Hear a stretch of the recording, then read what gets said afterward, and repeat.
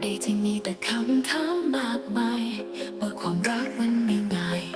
อย่างที่คิดคนหนึ่งรักฉันจะปล่อยเขาไปได้ยังไงคนหนึ่งฉันไม่รักฉันจะอยู่กับเขาไปไม่ได้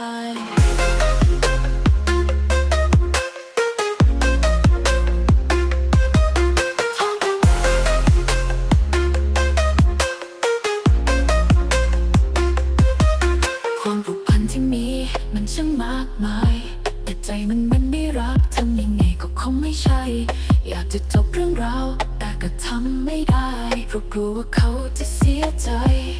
ต้องทำยังไงต้องทำแบบไหน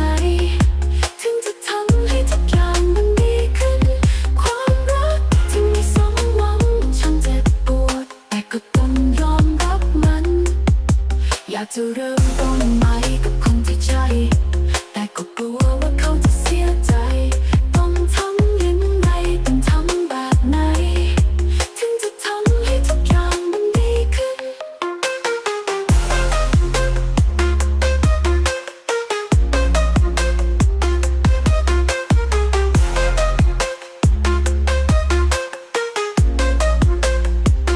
ต้องทำยังไงต้องทำแบบไหน